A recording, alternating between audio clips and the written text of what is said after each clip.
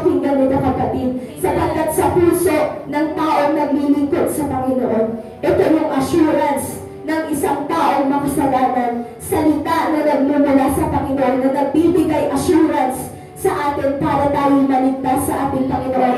This word we wanted to hear. Ito yung napakasarap pakinggan. Truly, truly, I say it to you. Today, you will be with me in paradise. Napakasarap na marinig sa Panginoon, anak, ngayon din isasama kita sa aking paraiso. Napakasarap pakinggan na ito yung hinahangad natin lahat.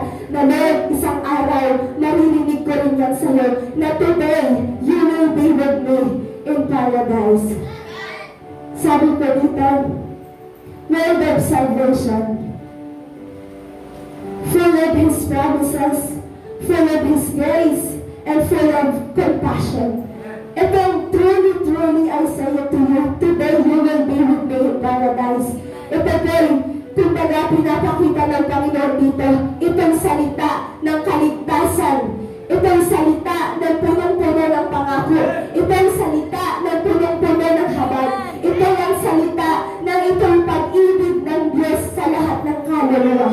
Compassion, love for your soul, love for the soul. Itong soul na ito, yung taong nagkaroon ng pagkakasala sa Kanya. When they came to the place called skull, ibig sabihin, ito yung bundok ng Golgotha, na ang ibig sabihin po ay bundok ng mga dugo. At dun sa bundok na yun, dun pinarihusahan yung mga taong kriminal. Gano'n niyo po, kriminal, napakasakit pakinggan. Kriminal, si Jesus, tinuring na isang kriminal. Walang ginawa. Wala tayong nakita na ginawa ni Jesus, pero ang ginawa sa Kanya ng mga taong mga matataas ng panahon na yun, sa bundok ng mga dugo.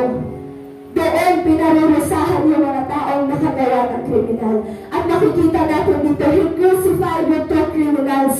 Kung makikita po natin, hindi lang siya yung namatay. Tatlo sila. At nabanggit din po kanina yan, meron propesiya, na itong propesiya na ito ay naganap na. Fulfillment of the prophecy sa buhay ng Diyos. Mismo na fulfilled itong salita na ito sa buhay ng Diyos mismo at maging sa buhay po natin. It's important to realize that Jesus' crucifixion with other criminals was no accident of history. Hindi ito aksidente na tatlo silang namatay dyan. Hindi ito parang gawa-gawa ng kwento na tatlo silang namatay dyan. It is a fulfillment of prophecy. Ito ay kaganapan ng propesiya ng ating Panginoon. Ito ay isang katagumpayan na tatlo sila nakasama, na dalawa silang kasama ni Jesus na namatay po dyan sa krus ng Kalbaryo. Sabi po sa Isaiah chapter 53 verse 9 and 12, siya inilibing na kasama ng masasama at mayayaman, bagaman wala silang kasalanan o nagsabi man ng kasinungalingan. Fulfilled yung prophecy ni Jesus. Inilibing si Jesus na kasama yung dalawang masama. Inilibing si Jesus na kasama yung mga taong mayayaman. Na ibig sabihin po itong bagay na ito, bagaman wala siyang kasalanan o nasabi man ng kasinungalingan. Sabi po sa verse 12, dahil dito siya'y aking pararangalan, kasama ng mga dakila, pagkat kusang word niyang ibinigay ang sarili at nilasap ang kaparusahan ng masasama. Inako niya ang mga makasalanan at ibinalangin sila'y patawarin. Father, forgive them, for they did not know what they are doing. Fulfillment of His prophecy. Tatlo silang namatay. Ito'y napakagandang ebidensya. Ito'y ebidensya ng kanyang propesiya na itinulat siya sa isang makasalanan. Itinulat siya sa atin, tayong mga taong makasalanan. At ito yung bagay na ito, nakikita natin, inako niya ang mga makasalanan at ibinalangin na siya'y patawarin. Mismo ang Lord ang humingi ng tawad para sa mga taong makasalanan. According to Luke 24, sabi ni Jesus, everything must be fulfilled. Lahat ng bagay ay nangyari na sa akin, sabi ni Jesus. Hindi sa atin, kundi sabi ng Lord, everything must be fulfilled sa buhay mismo ni Kristo. At yung buhay na Lord na ibinigay sa atin ng ating Panginoong Hesus Kristo. Two criminals asked Him for a different things. according to verse 39. And one man forgiveness, and one man wanted forgiveness not escape. Verse 41, sabi po dito, two possible response, humbleness or pride. Nasaan tayo dyan, kapatid? Sa oras na ito, gusto ko makita po natin, sino ba ako? Ang unang kriminal o itong pangalawang kriminal na ito? Paano natin masasabi na ikaw ang una o ikaw ang pangalawa? First criminal, sabi po dyan, mock God. Sabi po dyan, yung unang kriminal, yung unang magnanakaw, siya'y tinuya niya ang ating Panginoon. Ang nakakalungkot ng po sa bagay nito, tinuya niya itong Diyos na ito. Inubos niya ang buhay niya sa kasamaan. Inubos niya ang buhay niya sa mga bagay na kamunduhan. At ang pinakamalungkot na pangyayari, tinuya niya pa si Jesus noong time na nandun siya sa troubled, sa circumstances, sa paghihirap ng kanyang buhay. At anong sabi niya sa Diyos? Aren't you the Christ? Save yourself and us. Ikaw ba ang Diyos? Bakit hindi mo iligtas ang sarili mo? Pati na rin kami. Gusto niyang maligtas pero ayaw niya ng kapatawaran. Gusto niyang ipakita sa Lord, ikaw ba talaga ang Diyos? Ikaw ba talaga ang Diyos na nakapako dyan sa krus? Bakit hindi mo kayang iligtas ang sarili mo? Pati na rin kami. Ito yung taong one man wanted escape, not forgiveness. At nagpapakita po siya dito ng unbelief and doubt to God. Ito yung isang magnanakaw na minaliit si Kristo. Ito yung magnanakaw na kung saan punong-puno ng pride. Ito yung magnanakaw na punong-puno ng pagiging selfish sa buhay niya. Ito yung tao na hindi nakita kung gaano kaganda yung ginawa ng Diyos sa buhay niya. Majority are mocking God. Karamihan doon, halos lahat sila pinula si Jesus. Halos lahat sila sinabi, ikaw ba talaga ang Messiah? Ikaw ba talaga ang Diyos? Ikaw ba talaga ang tagapagligtas? Kung bakit nandyan ka, bumaba ka dyan at iligtas mo rin kami. Majority are mocking God.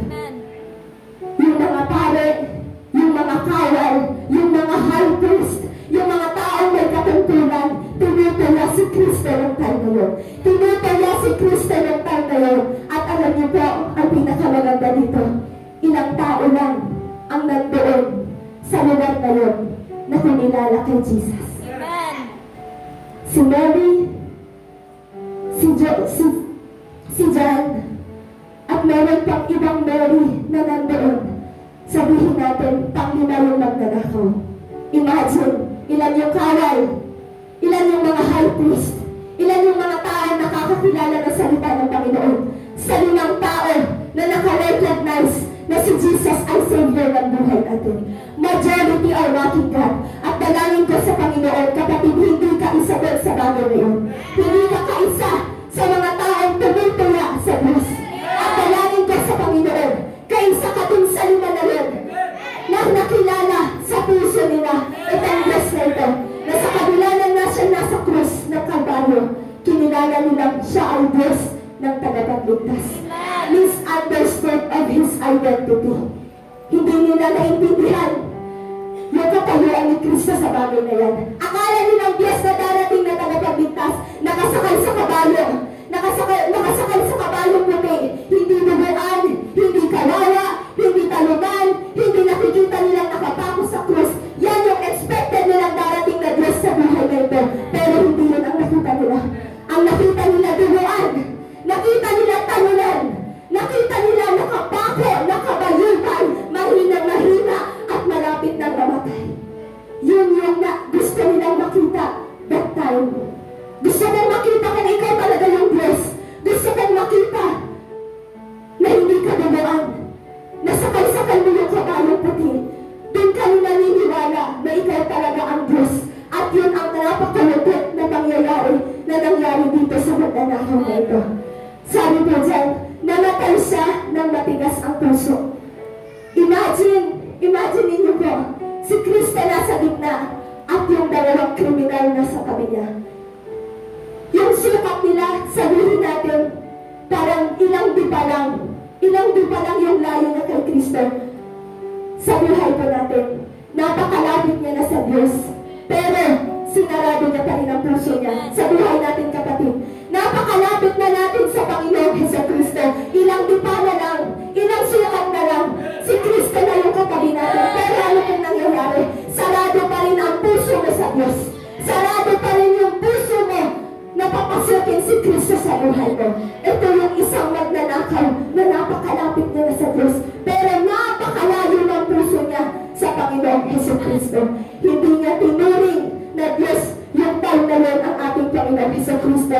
Sabi po sa Isaiah chapter 53 verse 3, hinamak siya ng mga tao at itinakwil. Nagdana siya ng sakit at hirap. Wala man nang nagtapo ng sulyap sa kanya. Hindi natin siya pinansin para siyang walang kabuluhan.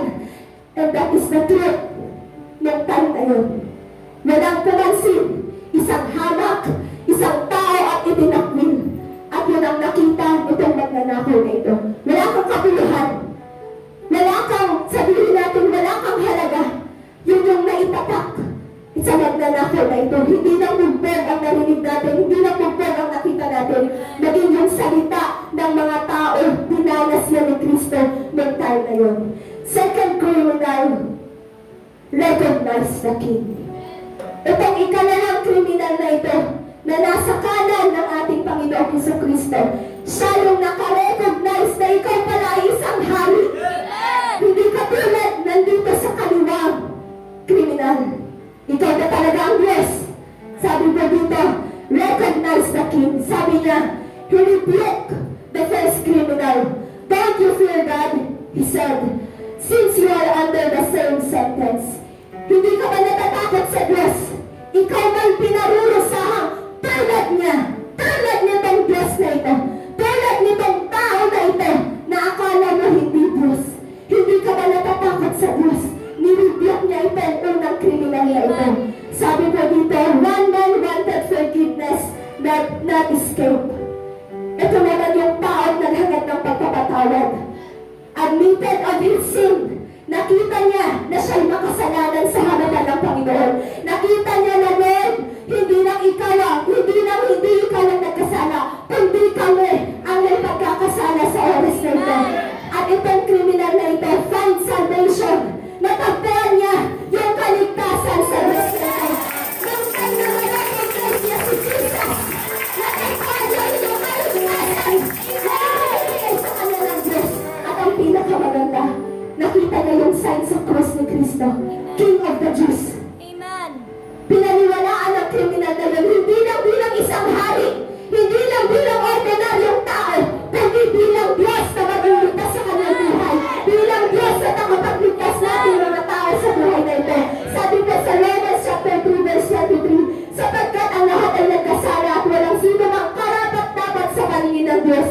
Hindi tayo pwedeng magmalaki sa Panginoon na Lord, siya lang ang nagkasala, na Lord, siya lang ang may pagkakasala sa iyo, na Lord, siya lang yung may pagkakasala sa akin. Wala tayong karapatan o hindi tayo karapat-dapat na magsalita na Lord, wala akong pagkakasala. Kapatid ko, wala tayong pagkakasala. Hindi naganap itong pagpapapako ni Kristo sa krus. At nawa po yung intindihan natin ang bagay na yan. Sabi po dito, the faith revealed dito po sa ikalawang kriminal na ito. Ito'y napakagandang ipinakita po ng kriminal po na ito. The faith revealed. Sabi po dyan, matuwid lamang na tayo parusahan ng ganito dahil sa ating mga ginawa. Ngunit ang taong ito'y walang ginawang masama. Tingnan niyo po yung naka-highlight dyan. Ngunit ang taong ito'y walang ginawang masama.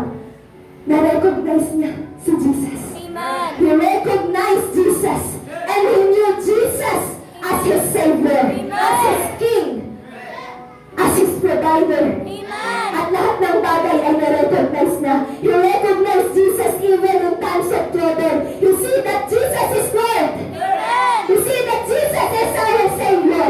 Nakita niya po yung bagay na yun. At alam niyo kung bakit niya nakita. Because of his faith to God. At yun ang nakakalungkot sa mga panahon na ito. Tayo po mismo, minsan wala ng pananampalataya sa Panginoon. Kaya hindi natin nakikita yung mga bagay na ginagawa ng Lord. Dito pinakita ng isang magnanakaw ng pananampalataya na sa Diyos. Paano po ba ito? Hindi niya tinignan si Jesus bilang isang nagpapanggap na Diyos, kundi talagang Diyos. Hindi siya nagpapanggap.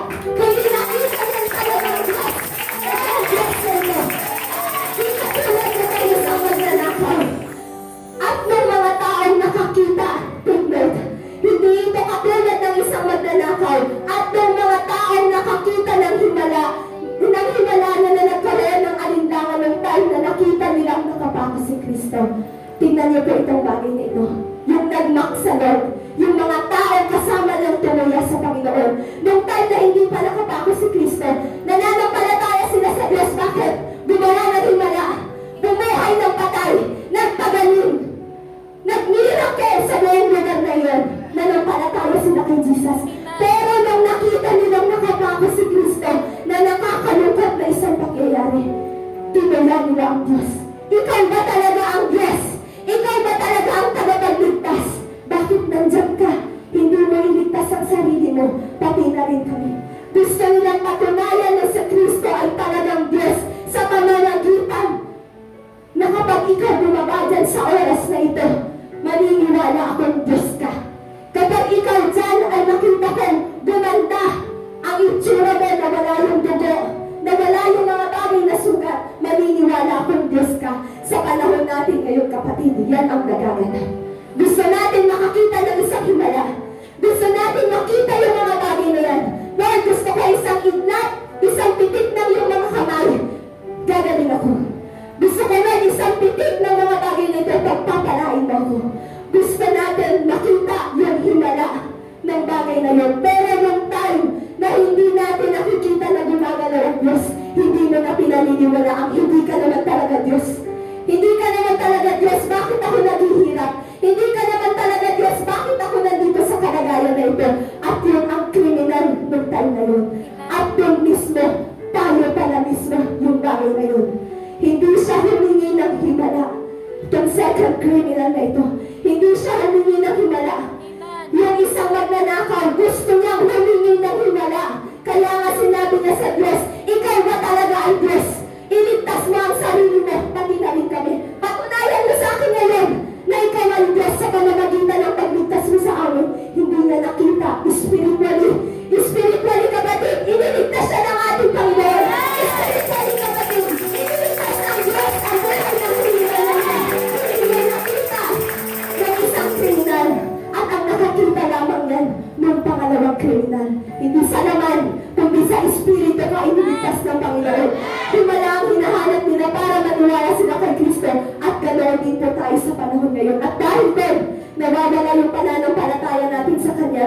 John chapter 20 verse 29. Mapalad ang naniniwala kahit hindi ako nakikita. Sabi po dyan ang ating Panginoon Yeso Kristo. Kung talagang Diyos yan, ba't nakapako yan sa krus? At sabi po ng magnanakaw na ito,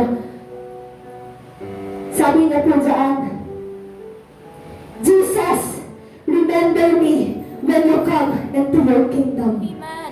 This word shows humility and faith. This word shows humility and faith. Jesus, remember me when you come into your kingdom. Panginoon, alalahanin niya ako. Alalahanin ka na. And this is, lahat talagang makikita natin napakaganda.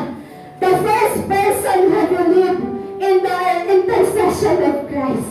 Siya yung pinaka-unang taong naniwala at nanampalataya na si Jesus ay intercession of Christ. Siya yung tagapamagitan. Pinaniwalaan niya yung bagay na yun. Tagapamagitan ng pagkakasala ng lahat ng tao. Tagapamagitan sa mga bagay patungkol sa ating Amang nasa langit. Kung titignan po natin, hindi siya humingi, kundi nagpakasakali siya. Hindi siya nag-command. Sabi niya rin sa Lord, Jesus, remember me. Alalahanin mo ko, Panginoon. Kapag ikaw ay naghahari na, hindi ka tulad ng tao. Command na command sa Panginoon. Lord, gusto ko to. Lord, gusto ko yung pangarap ko. Lord, gusto ko makuha nito. Lord, gusto ko makuha yung bagay. But this man, never command Jesus. Ang gusto niya lang yung hagat. Kaya sabi niya sa Panginoon, Jesus, remember me. Alalahanin mo ako kapag nagahari ka na, Lord. Isama mo ako, Lord, sa paraiso mo. Lord, gusto ko na nasa mo sa mga Panginoon. And the Lord shows me and the first person who believed in the intercession of Christ. At dito po natin makikita na si Kristo ang tagapamagitan sa pagkakasala at pagtubos ng kasalanan mo. Siya ang nakarecognize. Kaya sinabi niya, itong taong ito ay walang ginawang masama. Kaya nga nasabi, itong taong ito ay walang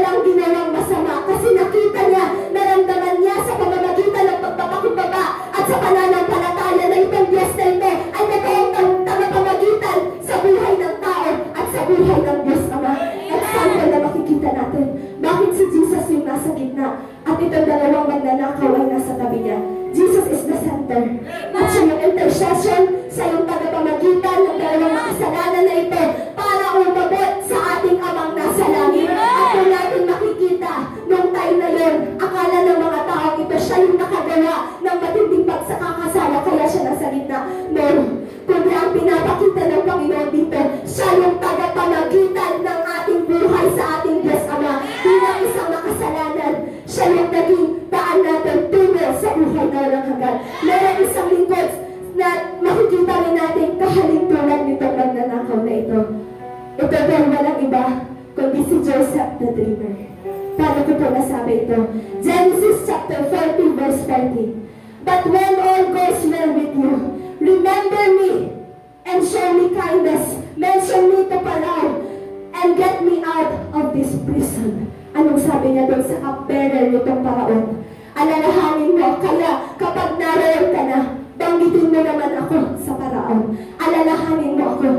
Itong cupbearer na ito, siya yung naging sabihin natin tagapamagitan na doon sa Paraon para siya'y makalabas ng kulungan na tayo. Sa buhay ng magnanakaw na ito, bakit po nasabi yan?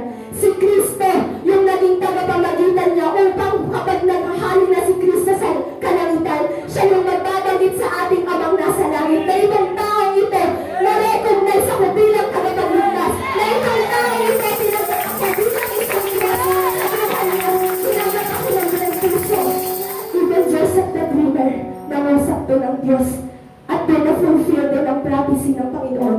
How can this reality of faith exist in such a dark time? Paano nila lang ganito pananampalataya sa ganang madilim na panahon? Already the darkness is falling over the whole land, and yet a dying death believe. Ang kadiliman ay lumalaganap, ngunit isang naghihinga ng magnanakaw ang naniwala. Isang himala ang bagay na ito, na isang naghihinga ng magnanakaw ay naniwala sa ating Panginoon. Ang susi ay ang pananampalataya, ang nagnanakaw sa krus ay naniwala at naligtas sa pamamagitan nun. Sabi sa Ephesians chapter 2 verse 8, dahil sa kagandahang word ng Diyos ay naligtas kayo sa pamamagitan ng inyong pananalig kay Kristo. At ang kaligtasan ito ay kaloob ng Diyos, hindi mula sa inyo. By His grace kaya tayo naligtas sa ating Panginoon sa Kristo. Sabi po ng ating Panginoon, narinig niya yung request o sabihin natin nung time na nagsalita itong magnanakaw ito. Sabi ni Jesus, Jesus answered him, I tell you the truth, today you will be with me in paradise. Sabi ni Jesus, anak, ako mismo ang nagsasalita. I tell you the truth. Si Jesus mismo yan. Personally, si Jesus ang nagsalita. At kapatid sa panahon na ito, personal mo rin dapat makilala si Jesus. Personal ka rin dapat na lumapit sa Panginoon. Dahil ang salvation ay personal, individual. Itong salvation na ito. Kaya si Jesus mismo nagsabi, I tell you the truth. Siya mismo yan. Sabi niya, today you will be with me in paradise. Today, anak, ngayon mismo.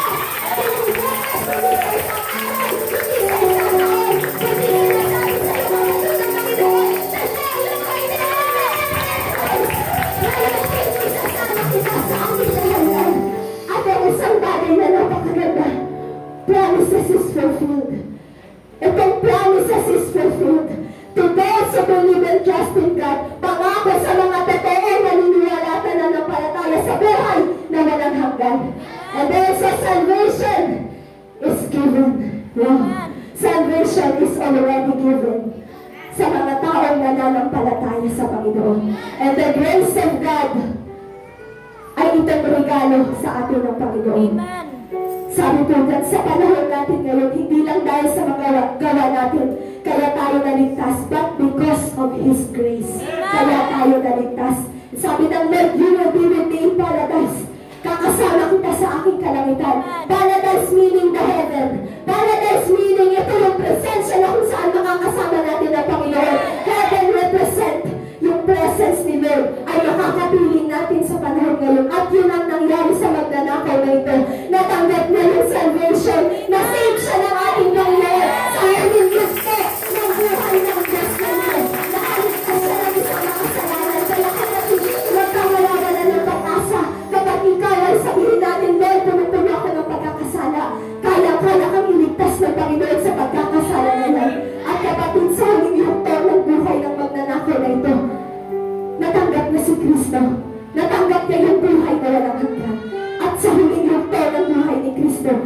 nagligtas po siya ng isang kaluluwa.